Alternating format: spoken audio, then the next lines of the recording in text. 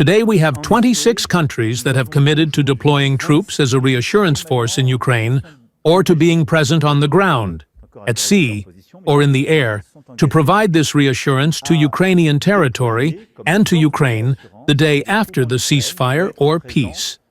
This force does not have the will or the objective of waging some war against Russia, but it is a force that must guarantee peace and provide very clear strategic signaling. It will be deployed within the framework of a ceasefire, not on the front line, but in geographies that will be defined. But they aim to prevent any new major aggression and to involve the 26 states very clearly in the lasting security of Ukraine. 26 nations are ready to support ground deployment to Ukraine. French President Emmanuel Macron said that Europe had finalized its plans for a peacekeeping mission. Meanwhile, China, Russia and North Korea seriously challenging the US global leadership. So how do Europeans plan to deploy troops to Ukraine, and will the US also commit to this effort? 26 nations pledged to deploy troops to Ukraine or support this effort to provide post-war security guarantees for Ukraine, signaling a renewed European commitment to deter future aggression from Russia.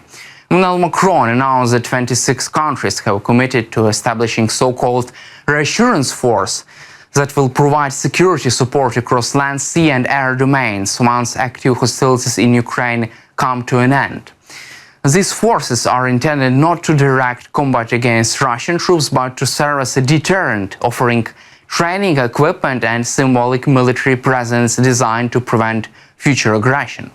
Financial Times reports that the coalition's approach is a mixed one. While countries such as France and UK indicated willingness to deploy troops, others, including Italy and Bulgaria, have ruled out sending ground forces. Instead, these nations plan to contribute through ceasefire monitoring, naval patrols and logistical support. The goal is to maintain a broad, unified front with varied contributions that match each country's capabilities. Quote, "The fact that 26 countries are ready to stand with Ukraine in this way sends a powerful message to Moscow," Macron said during the summit, underscoring the importance of European solidarity. Meanwhile, US President Donald Trump and European leaders held a tense phone call yesterday, according to the German newspaper Bild. Donald Trump held a tense phone call with German Chancellor Friedrich Merz, French President Emmanuel Macron, British Prime Minister Keir Starmer and European Commission President Ursula von der Leyen. This conversation took place right after a major summit in Paris. According to the newspaper, Trump strongly criticized European countries for still buying Russian oil. He says that by doing this, Europe was helping to fund Russia's war effort. Trump also raised concerns that some European countries were getting around sanctions by buying oil through other nations like India. European leaders pushed back Trump's claims. Ursula von der Leyen said that EU had already greatly reduced its oil imports from Russia since the beginning of full-scale war. However, she admitted that completely ending energy ties with Russia is difficult because of the ongoing situation. There was also doubt among Europeans about how serious Trump was about enforcing sanctions. Some European leaders were skeptical because Trump had previously delayed putting sanctions into effect in other cases. Also, the US role in providing Ukraine with security guarantees remains uncertain, with no serious commitment to ground troop deployment. Macron emphasized discussions with Washington to clarify the scope of American involvement in security guarantees, particularly regarding air support and intelligence sharing, according to Reuters. Trump still criticizes Europe for buying Russian oil, citing that Russia earned over 1.1 billion euros from EU fuel exports. Trump argued that continued purchases directly finance Moscow war effort. He also called for sanctions against China, accusing Beijing of facilitating Russia's military campaign. Trump framed the war as primarily a European problem and pressed the continent to step up its defense commitments, stopping short of commitment US ground forces. Instead, he emphasized US support through intelligence, air cover and economic sanctions. U.S. administration approach reflects a strategic shift toward encouraging Europeans to do more for regional security. Ukrainian President Volodymyr Zelensky hailed the summit as a serious, concrete step toward securing Ukraine's future safety, praising the tangible commitments made by coalition members. International media reports about a growing rift, however, between Europeans and U.S. administration on how to move forward with this war. According to Reuters, Paris summit and the call highlight both European determination and underlying tensions in transatlantic relations. Europeans are keen to demonstrate capacity to support Ukraine, but remain reliant on U.S. strategic backing, particularly in intelligence and air defense. Meanwhile, Trump's insistence on pushing Europe to end Russia's oil imports and increase pressure on China signals a hardening U.S. stance focused on economic leverage rather than direct military engagement. His approach underlines a broader strategic recalibration as D.C. Washington seeks to balance deterrence with avoiding deeper involvement in this conflict. Also, Moscow unresolved questions remain about the extent of U.S. military involvement, and European readiness pose challenges to the alliance's long-term effectiveness. Also, as China staged its most elaborate military parade during this week, flanked by Russian dictator Putin and North Korean leader Kim Jong-un, U.S. policymakers and foreign policy analysts voiced mounting concerns about what many see as a symbolic yet potentially consequential challenge to American global leadership.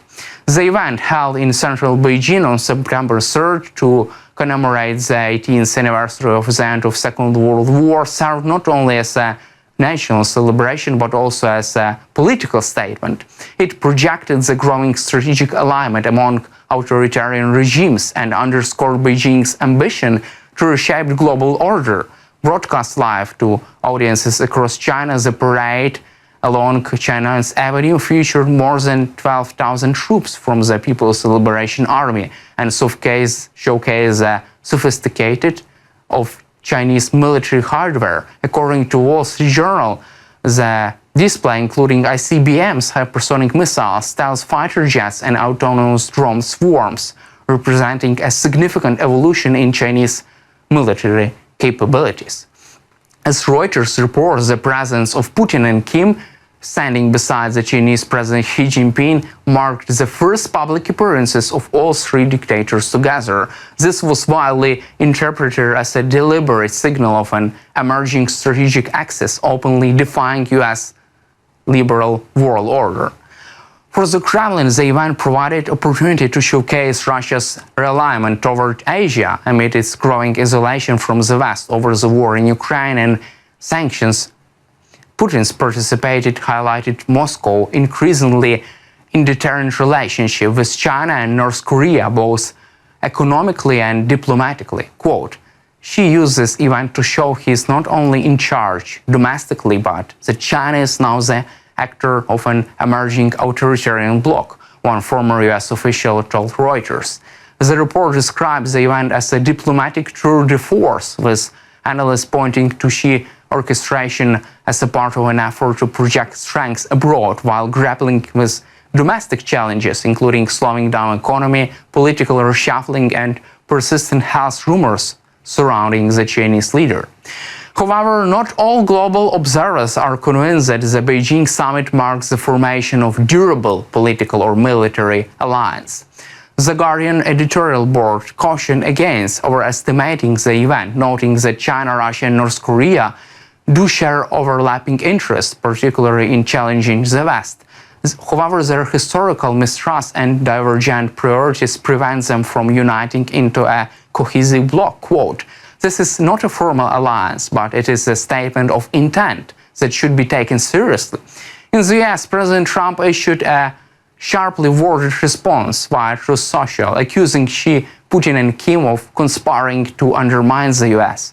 Trump linked the trust gathering to a modern-day Axis alliance that framed it as a profound insult to American sacrifices in the Second World War.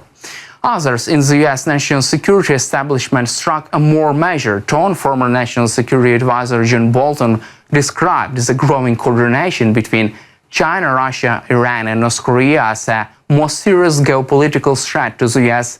leadership since the Cold War.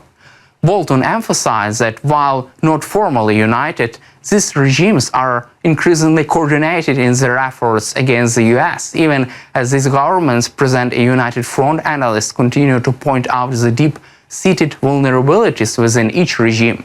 The Guardian editorial board noticed that China faces economic headwinds, including a growing debt crisis and surging youth unemployment. Russia remains bogged down militarily and economically due to the war against Ukraine.